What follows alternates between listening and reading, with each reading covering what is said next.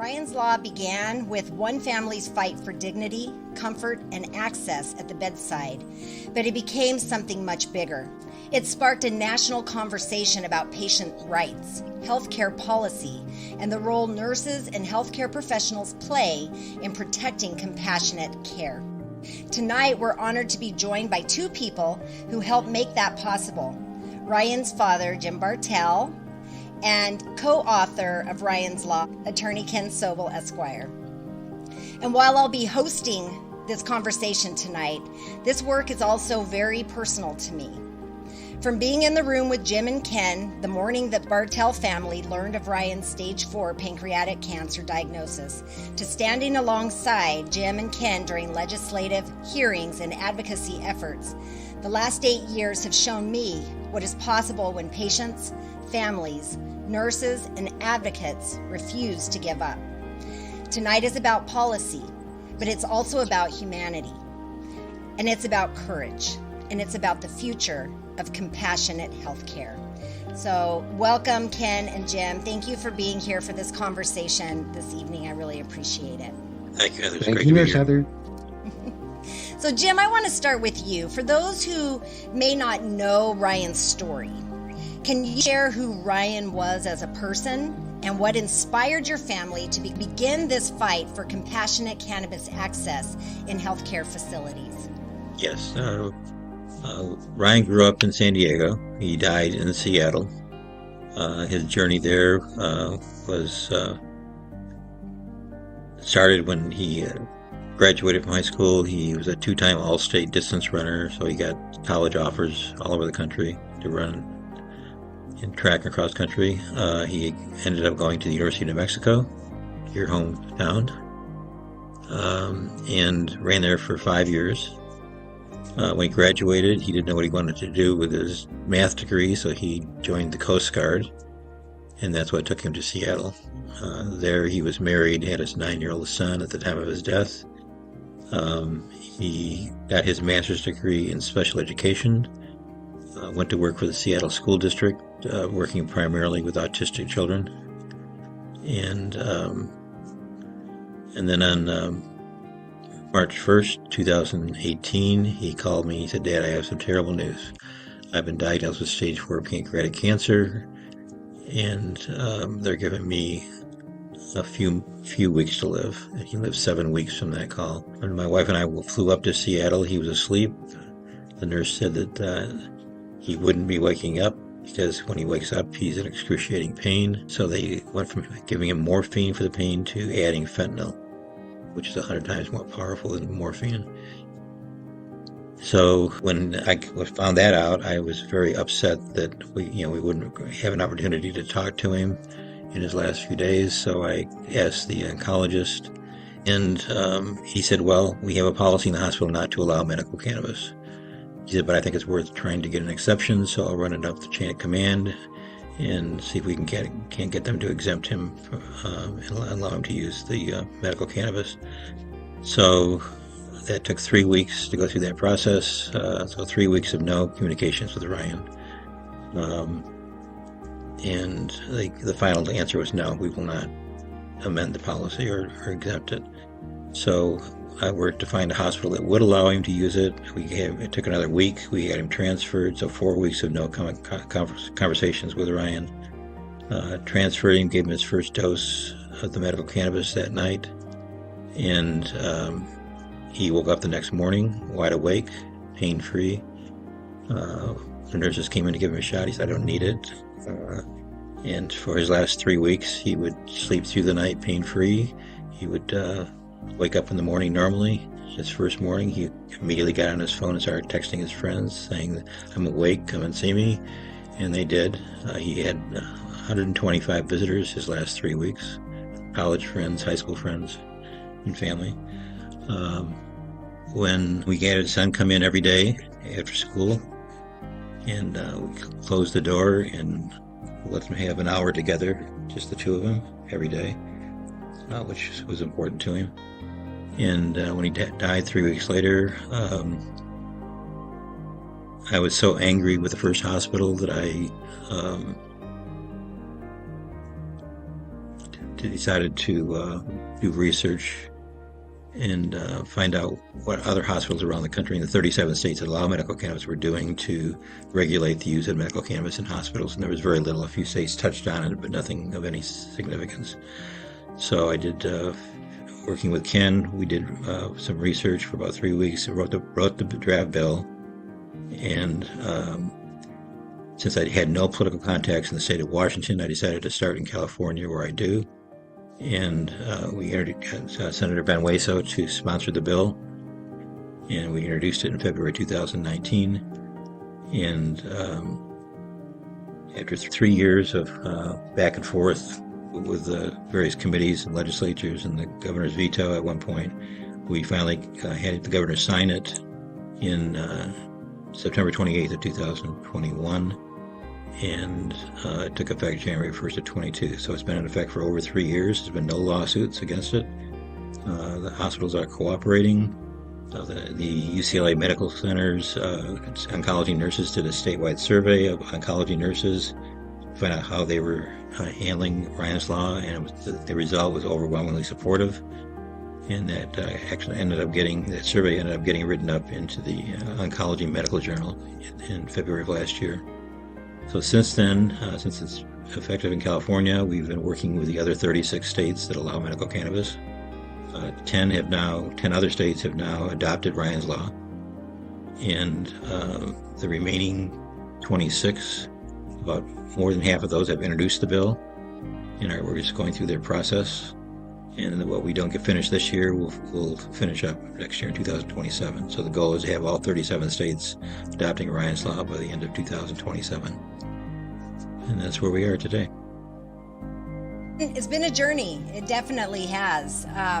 Ken, I want to ask you, I want to kind of bring it back to the beginning of this. And when all of this started to happen, talk to us a little bit about the behind the scenes. Like, was there a specific moment when you realized that this needed to become legislation rather than just advocacy? Thank you so much for inviting me to participate, and I'm happy to be here. But I have to get the important things out of the way first, and that is Jim Bartell is my hero. He is a pillar of our community. He is the sweetest, most decent human being I think I've ever met. Next to you, there's Heather. And I always get emotional when I hear the story, though I've heard it so many times before. And young Ryan was a special needs teacher. And I believe I had volunteered in a classroom when my kids were growing up to help in special needs students. And I always have believed that there's a special place in heaven for special needs teachers, and Ryan is there for sure. And yes, it was clear that when Jim came and presented the idea of putting legislation together, it sort of went back to where I began with medical cannabis when I became a caregiver for my mother-in-law who was dying from cancer. And that's the first moment I ever realized that cannabis was so effective in helping patients who have cancer with all aspects of it. And so it kind of pulled everything together for it. And Jim is an extremely effective person when it comes to helping to develop the legislation and had the close contacts with people who trusted him. And it was very easy as we began to do the research. We really weren't finding anything, but I always point out it's very interesting that it was the Mayo Hospital, where, as you recall, our Cannabis Nurses Network met just a few years ago on their campus, that had the policy that required it for their hospitals in Minnesota, not the ones in Arizona. And that all gets into sort of the political differences that exist between the states. But yes, at that point in time, the legislation was developed. Jim had presented it through a local senator who's still a hero of ours. We worked it through the California process, and we got initially, I believe it was either the Assembly, I might be mistaken, it might have been the Senate, to the Assembly Health Committee. And it was the chairman there who said, look, I'm getting some resistance from it. Is there any way, just in case, because the hospitals, as we know, are very concerned about collecting their Medi-Cal and Medicare reimbursements, which they should be, in all fairness. But is there something we can do about the legislation that will sort of assuage the concerns? And so overnight, Jim and I drafted out that safe harbor for any hospital that was threatened with withholding payments due to some enforcement action. That became known as the safe harbor. And then we had basically Ryan's Law. And Jim and Nurse Heather, who presented the first go around, were so successful that they convinced every assembly person in the 80-person assembly and every 40 senators in the state Senate to pass this bill unanimously, and which is remarkable in a state that has 40 million people and has a lot of diversity in opinions about things, and had the most hawkish right-wing minority leader for I believe the assembly, might be the Senate, but Senate, who had said, I've never voted on a cannabis bill before, and I probably never will again. But this is about the rights of patients and human rights. And he voted for it to make it unanimous. It got to the governor's desk, and the governor, unfortunately, the hospital association had a key to his office that we didn't possess. And they had convinced him that they were in jeopardy of losing their reimbursements. And so he vetoed it the first time with a veto message that it indicated that was the reason why he was vetoing it. But Jim got hard to work on that. And while I don't think he had a key to the governor's office, we got close enough to provide the governor and the next legislature that considered it after we had the COVID year, where there was basically a hiatus on all legislation except COVID related ones. And it was able to get that information from the federal agency that regulates Medi-Cal and Medicaid. And they had written an email saying, we have no interest in enforcing whether or not a hospital allows cannabis to be used by a hospice patient or not.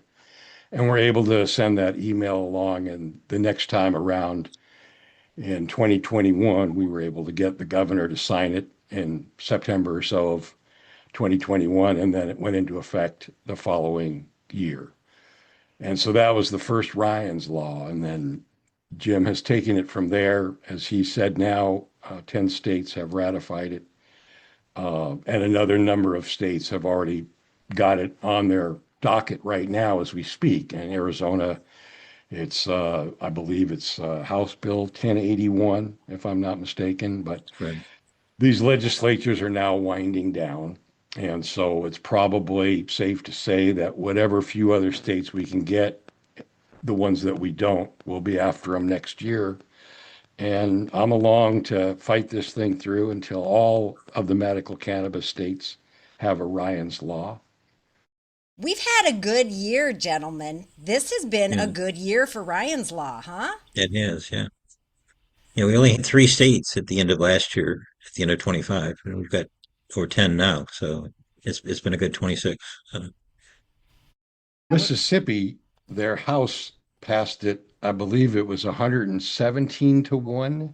Yes. And then it died in the Senate. But to be in Mississippi, it died in the red state, and to have that kind of achievement with all but one of their House members voting for it, hopefully by next year we'll be able to get it through their Senate.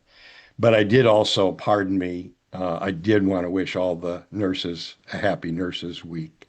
Nurses are central to everything about cannabis.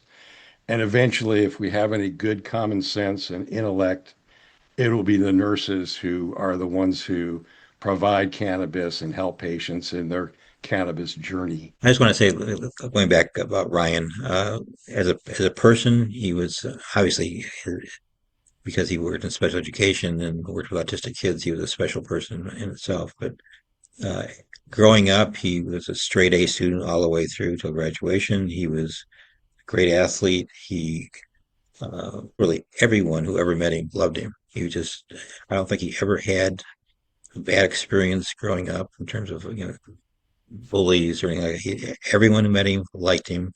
And so his friendships were long-standing. And that's why he had so many kids, friends visiting him in the hospital.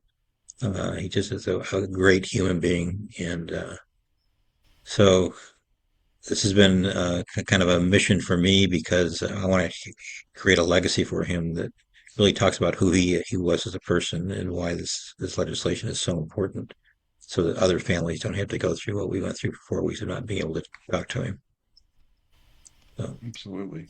And that's why I wanted to start out that way because, it's one thing to talk about policy, it's another thing to talk about laws, but the laws and the policies are coming about because of who Ryan was and because of the love that you have for him, Jim, and the love that we have for you, that we want to, Ken and I, we are behind you, beside you, I know. holding you up when you can't stand yourself. We are with you 100%. And, we have collectively, we have experienced some opposition. I mean, this has been a good year, but our opposition to this is also, as Ken had already indicated, that the hospital association, the ones who have the key to the governor's office and can say, hey, don't do this, veto it. These guys are still out here. And what makes Ryan's law special is that it is a mandate, that it says that hospitals and healthcare facilities must write a policy for patients who are terminally ill. And what the Hospital Association has figured out this year is that they can say, well, we don't want you to say that we must. We don't want the mandate. Just go ahead and put in there that we may, that we can write these policies. And the truth is, any hospital can and may right now without Ryan's law or passing anything. So talk to us a little bit, Jim. How do you feel about this must versus may thing that's happening this year with the Hospital Association? Well, just like the first hospital he was in that had him on the fentanyl was, they could have allowed it. I mean, there was nothing preventing them from allowing. It was just a policy. And that's true with almost every hospital in the country. It's up to them whether they want to allow it in their hospital or not. And that was a problem we ran into in Seattle, and that's why we got him transferred. But the allow language is just not changing anything. It's just they can do it now. They don't need a law to allow them to do it. So that's why we wrote the bill the way we did, and that's to require that they allow patients who are terminally ill to use medical cannabis. So that's the difference. What's helped us this year, within the last couple of months, is the shift from Schedule 1 to Schedule 3. So that really puts that issue to bed. I mean, there's really no reason now for any state to oppose it. Uh, I was on a call yesterday with the senator from Ohio, a very red state, and he is the majority leader of the Ohio Senate. So he's a strong Republican, carries a lot of influence. And I got him on the phone. I didn't expect a lot from him, but I wanted to talk to him because he's the majority whip, actually, a majority whip. And as we got into the conversation, he said, well, I have a story to tell. He says, my sister had cancer, right? And in her last days, we did use medical cannabis privately. It wasn't in a hospital, it was private. And it made all the difference in the world to her. I mean, she was coherent. Uh, and he said, I'm definitely going to sponsor this bill. Here's the most probably right wing Republican in the Ohio Senate, and he's going to sponsor the bill. So we've beaten all the opposition. I think at this point, there really is nothing they can come up with that would slow us down at this point. Now with the Schedule 1 shift to Schedule 3. That's great news. And the other thing too is when we started to put Ryan's law together, there were a lot of advocates that came out and they said, look, it needs to be broader. Not just terminally ill patients need access. Right. Everybody that's a medical patient needs access. And Jim, what did you say? I said, no. I mean, we needed once we start broadening the scope of the law, then you develop almost immediately opposition from different sectors because there's something in that broad bill that they can oppose.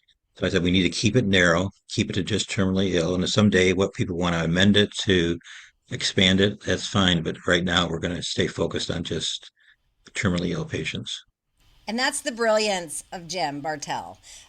Keeping it narrow has allowed, like Ken said, the gentleman who was in California who was never going to vote for a cannabis bill. He said this is about quality of life at the end of life, and just like this majority whip in Ohio saying, "I'm going to sponsor this," and it really is amazing. You know, the stories matter.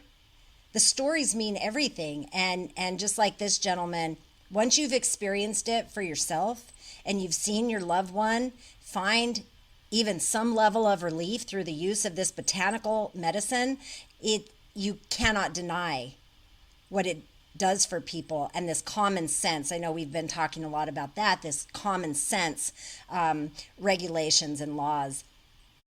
No, it is definitely, as Jim said, the process that I've learned so much from him about, even for all of our advocates out there, the nurses that are joining us or that hear this podcast, hear this seminar. It's a very simple thing. Once you know that your state already has Ryan's Law, then you just simply go to your legislator if you have contacts with one within your district, and you say, look, we just want to add an amendment. And you just, where it says hospice or terminal illness, you just simply add or any other medical cannabis patient. Yeah. And now you've just broadened it. And so we just went through the experience. Oregon barely at the, last minute got through their bill where they had already expanded it, and we had almost lost that. But fortunately, that bill was well drafted, and it does really apply to all medical cannabis patients. But again, for those other states, and I would also say in the Schedule 3 is a lot of confusion and concern and interest about it because people have asked me a lot, and I've already given some opinions about it. But is a process underway where it will be formally determined whether it's added as Schedule 3 or not. But the U.S. Attorney General made a very interim, and again, there's a lot of reading you can do about this move to Schedule 3 Trump version, but this is what he said, quote, "This action recognizes the longstanding regulation of medical marijuana by state governments and a need for the common sense approach to this reality," close quote. And that's just huge. I mean, in the entire history and the landscape of, let's say, going back at least 30 years, we've never heard that from the federal government. And there's a principle, it's kind of a funny word, it's called estoppel. And so just about every turn that we will be making in the future when it comes to cannabis policy, you can kind of go back and cite that. Ryan's Law just simply provides the location where cannabis can be used. A private property owner, sometimes a public one that's a hospital, it's a mandate that they allow those premises to be used when a patient is there who's in hospice, who wants to use cannabis. And we provided basically a set of sort of protocols that any hospital can follow. And we posted that on the Cannabis Nurses Network. We posted it under the ASA, Americans for Safe Access. And so it's very easy for these hospitals, when they're in a state that now has a Ryan's Law mandate, to have all the information and the tools that they need to implement it. You were talking about, didn't Delaware just pass Ryan's Law? Aren't they the most recent to pass? How did that go down? What's the story there? They went through the process very smoothly, and they adopted Ryan's Law as Ryan's Law, as originally written in SB 311. And they say it in the state statute, it's written as Ryan's Law in the statute. So some states have been against naming Ryan's Law, but most do call it Ryan's Law, and Delaware was one of those. Beautiful. And we saw what happened in Colorado. That was some sneaky stuff that happened in Colorado. Did you not think? I felt like we got snuck on. that the hospital association came in and they took out our must, and put in a may at the very last minute. Yeah. And we fought like hell on that last day. And I mean, there was a lot going on. It was kind of like a soap opera, really, that we were all on there all day long. But I don't know if you saw, Jim, but Ken, talk about what the governor said after they did that. Oh, yeah. The governor did a signing statement and was objected and said, originally the bill essentially had the mandate, and these people went and made a change to that. And I disagree with it.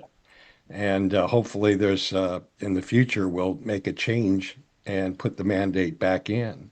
Correct. That's a bad paraphrase. He was very articulate in the way he said it, but he definitely underscored why he believed that the Ryan's Law needs the mandate. We can always go back and clean these up next year. All right. More A lot of these things earlier this year were passed, uh, not knowing what the status of Schedule 1 is going to be. So now that that's moved to Schedule 3, I think we can go back and revisit some of these states and get them on board. Think we'll get 10 more next year, Jim? I do. All right. Yeah. Yeah. So, what role do you see nurses and healthcare professionals play in helping facilities move from fear and stigma toward safe, compassionate, patient-centered cannabis access? Well, I think in states where we're active with a bill, we need to get ASA and Normal and Cannabis Nurses Network to all engage and write letters of support and urging legislators to move forward with Ryan's Law. You're a great lobbying group and highly respected, and I think that goes a long way in influencing legislators. So right now, all they're hearing from are people like me and Ken and a few advocates, but mostly they're hearing from the naysayers. Yeah. It was really, I was so happy to see and you spoke about it a little bit, Jim, you mentioned it, that the nurse-led research that came out of UCLA here about Ryan's Law, that's a big deal, because one of the things that we see is the legislators will say, well, California passed it, but how's it working for you? And now we have this research. Now we can tell them how it's working. The fact that it was written up in their oncology medical journal was huge. And that's a national audience, and I think carries a lot of influence. The other thing that we didn't point out is Jill Simone has also been a very strong advocate for us and been participated in many of our calls with Ken and yourself and other. And she is a pharmacist. She's a professor at UC San Diego. She teaches in the School of Medicine and the School of Pharmacy. And she has been able. She's also on the California Pharmacy Board, and she's been influential in getting 3 universities to actually have curriculum now on implementing Ryan's Law. UCLA, UCSD, and Stanford have all have it in their medical school curriculum. So yeah, she's great. We invited her. She had a previous engagement and wasn't able to right. join us, but thank you she's for been very bringing. supportive. Yeah. Yes. Grateful to all who have been so active in this. Jim, you spoke about keeping Ryan's name alive and giving him this legacy. When you see Ryan's name continuing to inspire laws and advocacy and education and conversations across the country, what does it mean to you to watch his legacy continue living on in this way? Well, it obviously that the last day with him was my worst day in my life. And I vowed at that point that I was going to do whatever I could to make sure that other families weren't in that same position, and to give some meaning to his death. I mean, like I said, he was just an amazing person, had no downside whatsoever.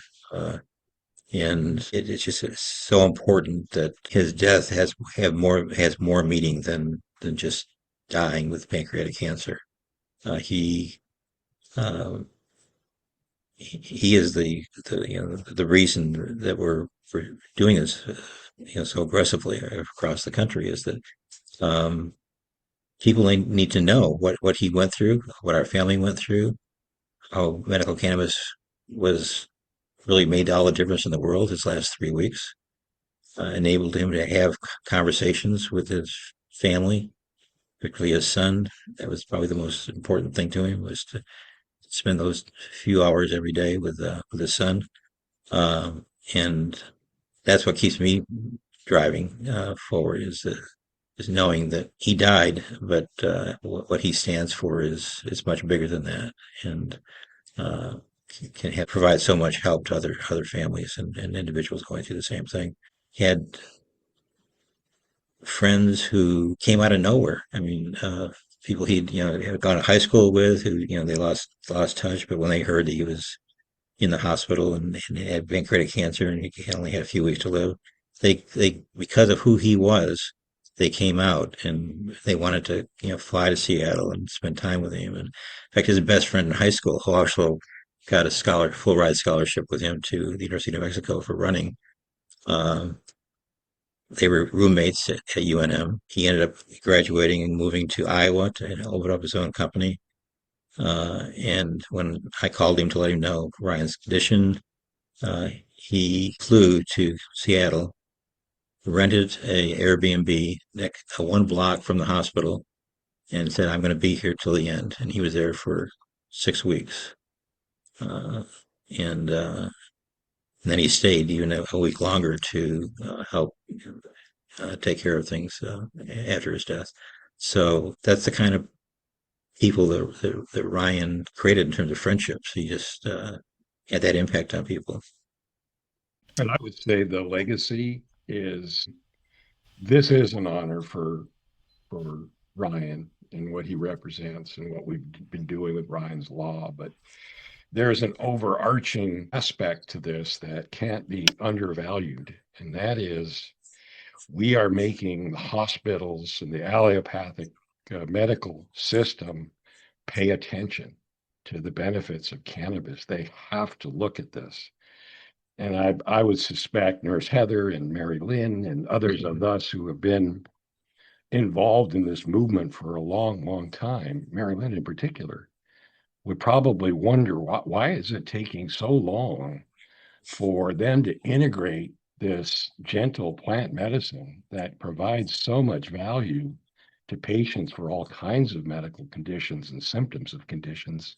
Why is it taking so damn long when, Nurse Heather and I had developed 25 position papers on different medical conditions that we were to expand medical programs, and we had to deal with the researcher who researches research and the medical research pyramid and all of those things to prove our case to add post-traumatic stress disorder in Arizona and all of these other medical conditions. And it's just puzzling almost why they don't pay attention. Obviously, there's Schedule 1. Obviously, there was this case back in the very beginning, Conant versus Walters.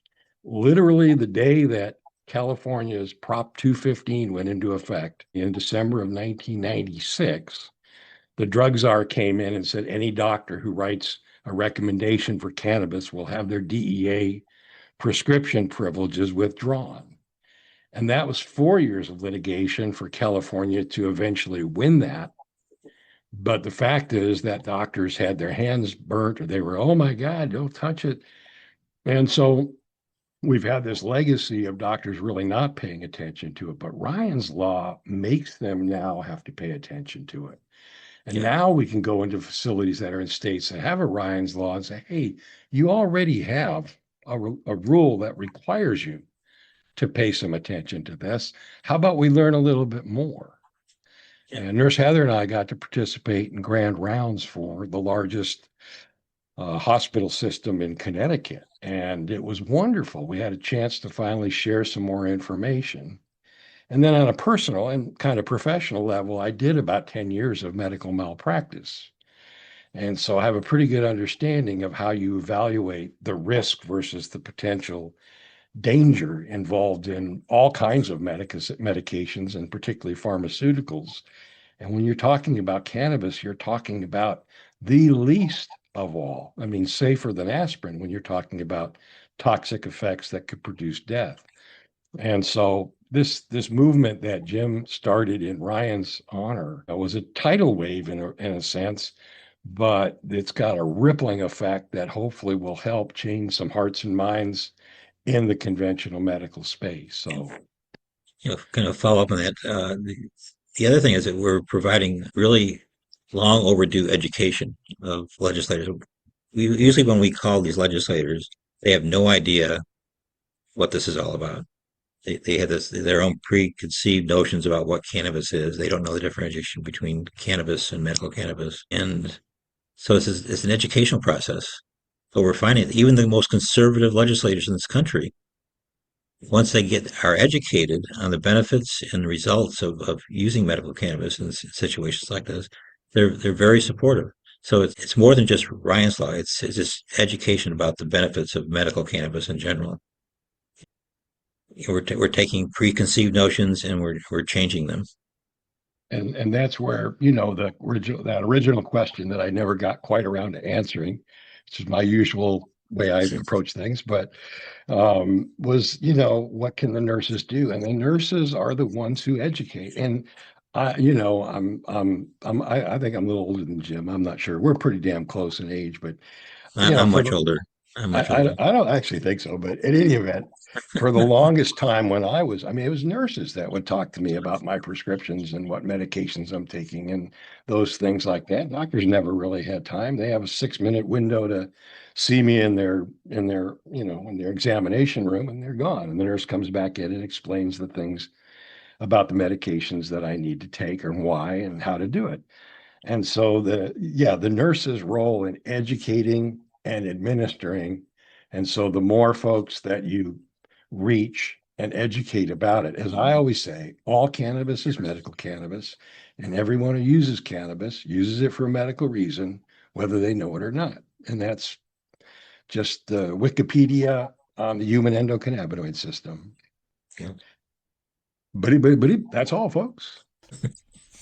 Well, that's not all, folks, because I want to take a minute.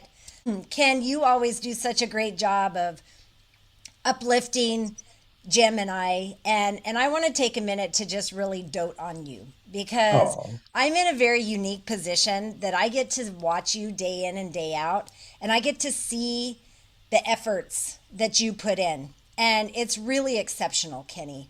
I was with you when you helped to save the Arizona Medical Marijuana Act, when the governor tried to repeal the voters' wishes to even have medical cannabis in Arizona. You fought and saved it. I was with you in the courtroom when you fought and successfully gained widespread acceptance of the use of cannabis for the treatment of post-traumatic stress and the symptoms related to post-traumatic stress disorder. I had a unique opportunity of watching you write the medical cannabis law for the U.S. Virgin Islands. Literally, a lot of people don't know this story, but we went and did some education. We were invited by a senator there, Senator Positive Nelson, the first Rastafarian senator in U.S. history, invited us.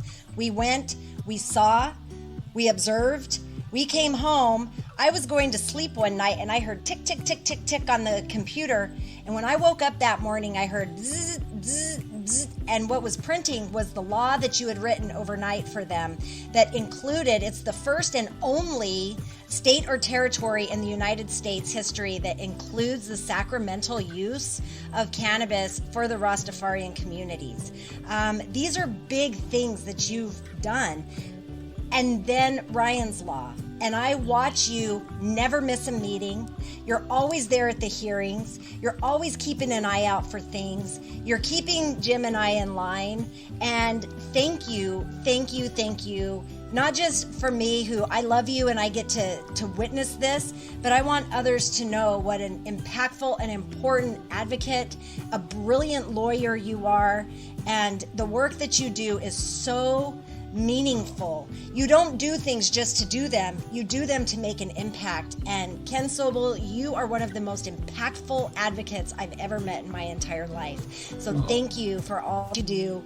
to support us as nurses and to have the back of people like Jim and I who wish for better care and more compassionate access for patients. So thank you. I couldn't have done this without Ken. I mean, he helped me write the bill. He is on any time I need him on a call. He's there. If a legal issue comes up in some state, he's there. So he's my strongest advocate, Well, and I'll never be able to repay him. He's just amazing. You already have. You're my friend. And that's being your friend is an honor enough. So. I love you guys. So I have one last basic question here. For healthcare professionals and advocates and nurses who are listening and want to help bring Ryan's Law to their own states and facilities, what advice would you give them about where to begin and how to get active? Yeah, well, we have Ryan's Law Foundation. That's what Ryan'sLawFoundation.org. You can sign up to help there, donate money. They can find out how they can help in terms of writing letters, making phone calls, what the bill status is in different states. And then I know the Cannabis Nurses Network has it on their webpage. American Safe Access has it on their webpage. So any big issue, people need to get involved. It's one thing to complain, to talk about it, but particularly in these political days that we're in, you got to do more than complain. You've got to step up and do something about it. And that's what this has been all about since 2019, is stepping up and doing something about it, making a difference.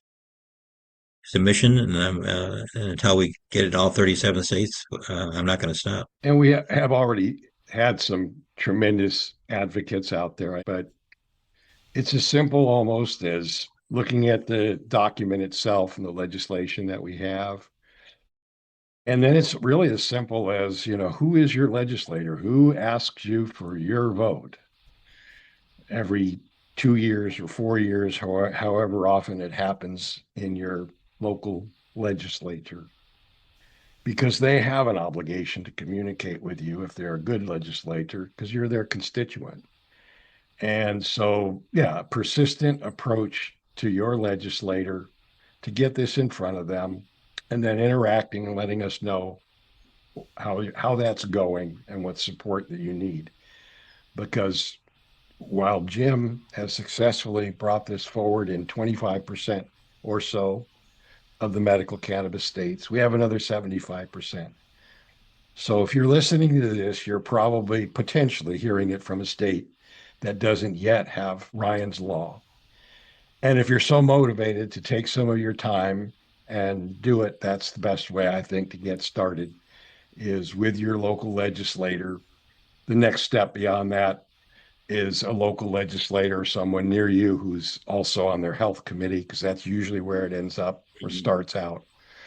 And obviously, if you know the chairman of the health committee. And then Jim is genius when it comes to how to mobilize and move forward with those. And I'm sure the Ryan's Law Foundation would enjoy it.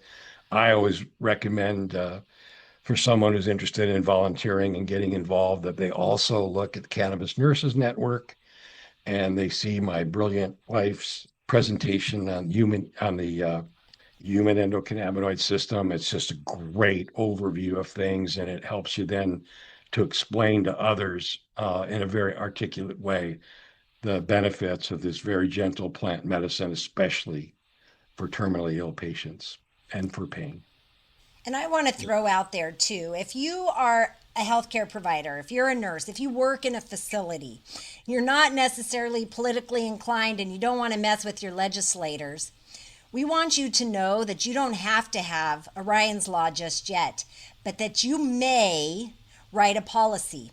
You can work with your local hospital and healthcare facility, because right now you have the ability to write these policies and have a Ryan's Law in place where you work.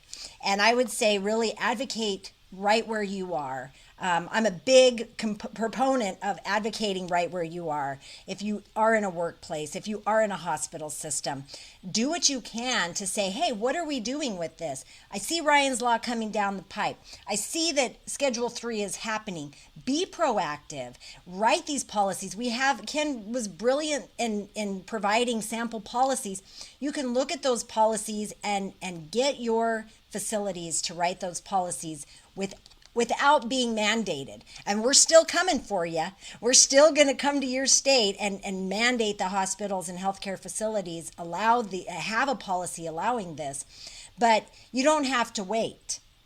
You can be like the Mayo Clinic and write a policy because it's the right thing to do. Any last thoughts? We're right here toward the end, gentlemen. Ken, Jim, what are your final thoughts for the nurses out here who are have Ryan's Law coming their way, or who are excited about the opportunity? The states that are really active right now in terms of moving their legislation forward are Michigan, New York, Pennsylvania, and New Mexico, and Hawaii. So if you have any connections in those states and want to help out, do a letter of support. These are states that have the legislation drafted. It's moving through their processes. And I think those 5 states in particular will probably get through this year. So anything you can do to call, write letters, email, just let them know you're an advocate of Ryan's Law and urge them to moving it forward. Brilliant. Ken, final thoughts? And I would say, ditto, of course, on the currently active roster of states that still have some time left in their legislative sessions. I just say, we're in the company of the best, the brightest, the most compassionate people that walk the earth. So it's really, the nurses who I think will lead us to a better health outcome by and through cannabis. And so whether it's being articulate and getting involved and advocating, as Jim suggested that you do if you're in any of those states or have colleagues who are in those states. But it's also, thank you for being who you are, for learning and taking the time to learn about cannabis medicine, for taking the time to help educate others, and for being that compassionate voice that we see when we go into the hospital, as I did about a month ago for a surgery, or to a doctor's office for whatever healthcare issue that is there. It's always the nurses that are brilliant leaders and compassionate caregivers. And so you need to be your ongoing great selves and just continue to forge ahead. And we will eventually get there. People will someday understand that it's safer than aspirin, and it has a much broader spectrum of potential benefits than that, at least from all the research that I've done, and that research has been pretty substantial. So, thank you, Ken. Tonight's conversation reminds us that meaningful change in healthcare rarely begins inside a policy document. It begins with people. It begins with patients asking to be seen, families refusing to give up, nurses willing to speak up, and advocates and professionals courageous enough to challenge systems that no longer serve humanity with compassion. Ryan's Law is about access, yes, but it's also about dignity. It's about recognizing that patients deserve comfort, autonomy, and compassionate care, especially during life's most vulnerable moments. To everyone joining us, I hope this conversation leaves you inspired not only by what has already been accomplished, but by what is also possible. Healthcare changes when people are willing to lead difficult conversations with heart, and nurses have always been at the center of that transformation. Thank you, Jim. Thank you, Ken. And thank you to every person continuing to advocate for more compassionate future in healthcare. This work matters, and together we are changing the system, one conversation, one patient, one law at a time. Thank you, gentlemen, for being here, and thank you, nurses, for showing up.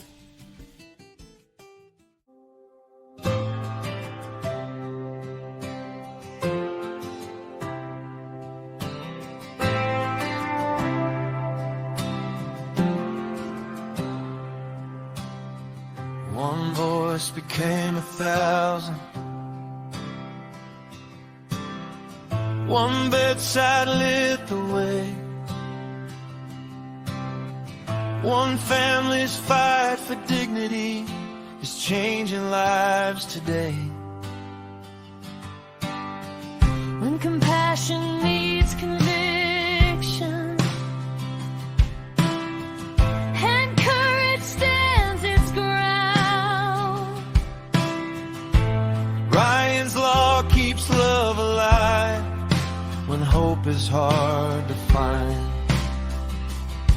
He was a runner chasing horizons, a father, a teacher, a son.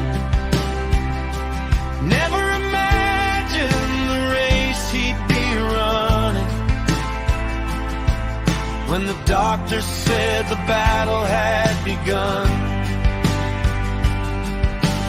hospital walls close around him, pain stealing moments away, But a simple plan brought comfort, and no one should take that away.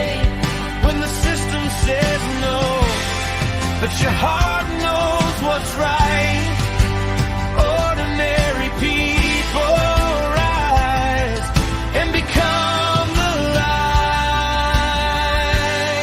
light. Ryan's law, let compassion lead the way. Ryan's law, every patient deserves to stay at the bedside in their final chapter song. Dignity and comfort, that's where we belong. Ryan's law, love is stronger than fear. nurses stood beside the family, advocates answered the call. One story became a movement, one voice echoed through the halls. Legislators heard the message, communities joined the fight. Because healing isn't only medicine, sometimes it's preserving a life. When the system says wait, but time is running thin, humanity reminds us why this work begins. Ryan's law, let compassion lead the way. Ryan's law, every patient deserves a say at the bedside in their final chapter song. Dignity and comfort, that's where we belong. Ryan's law, love is stronger than fear. For every family searching, for every hand to hold, for every nurse protecting, the story's still untold.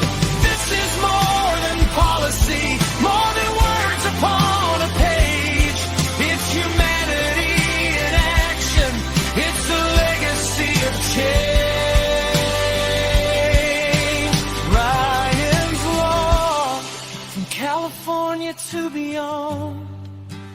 Ryan's law, the movement keeps moving on. When compassion meets persistence, mountains can be moved, and the right to comfort and dignity can never be removed.